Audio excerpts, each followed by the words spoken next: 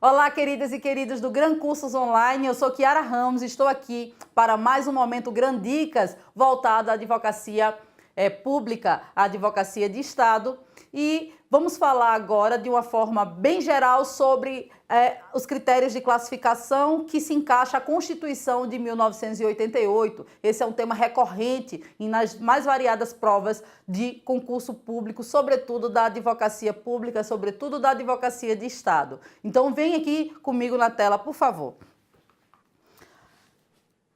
A classificação da Constituição de 88, ela é uma Constituição quanto à forma escrita, ela é uma Constituição escrita em oposição aí às Constituições históricas, às Constituições não escritas, como é o caso da Constituição inglesa. A nossa, ela participa desse processo de constitucionalismo liberal e moderno que possui um texto escrito. Ela é uma Constituição codificada, e aqui eu vou inclusive fazer um asterisco, por quê? Porque tem alguns autores que vêm afirmando que a nossa Constituição não é mais codificada, uma vez que foi aprovada pelo processo de emenda constitucional, aquele tratado internacional do direito das pessoas com deficiência, e a partir de então, esse tratado internacional de direitos humanos, ele passa a ter o mesmo status que a Constituição. Portanto, eu tenho norma constitucional fora do texto constitucional. Numa prova oral, vem aqui comigo, numa prova oral, numa prova dissertativa, vale a pena você entrar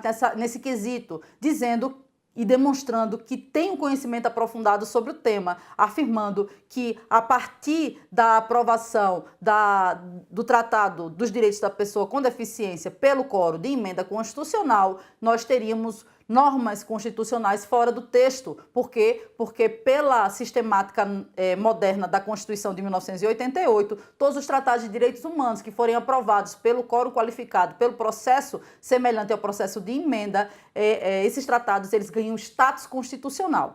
Voltando aqui, a Constituição é uma Constituição democrática, é uma Constituição promulgada, ou seja, se opondo àquele momento histórico de constituições outorgadas, sobretudo no que se refere à Constituição de 67 e 69, do regime ditatorial. A nossa Constituição ela é democrática e procura ser plural. Ela é uma Constituição dogmática e eclética. Dogmática por quê? Porque ela tenta colocar dentro do texto constitucional as ideologias presentes na sociedade, e eclética porque são várias as ideologias que se tem presente no texto constitucional, desde as ideologias liberais até as ideologias mais sociais, inclusive a proteção e a tutela de direitos transindividuais, como é o caso do meio ambiente, do patrimônio histórico e da cultura. É uma Constituição quanto à alterabilidade rígida. Por quê? Porque o seu processo de alteração se dá por meio de emenda constitucional, que exige quórum qualificado,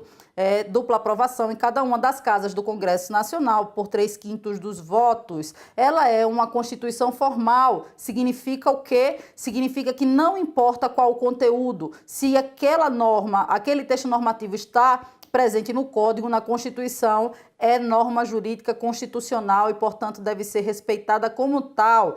É uma Constituição analítica ou prolixa, o que é uma característica do constitucionalismo moderno, do constitucionalismo atual, que alguns chamam de neoconstitucionalismo. As constituições que são analíticas, prolixas, que trazem diversos direitos e atuam regendo diversas áreas da vida social. É uma Constituição dirigente porque traz programas, objetivos fundamentais que devem ser implementados por meio de política pública. Segundo o CESP, preste bem atenção, para o critério ontológico de classificação das constituições, a nossa Constituição é uma Constituição normativa, ou seja, para o CESP, a nossa Constituição, ela se efetiva. Então, não vá discutir com a banca numa prova objetiva, se tiver a opção de que a Constituição é normativa, marque que está correta. Agora, vem aqui comigo, diante de uma prova oral.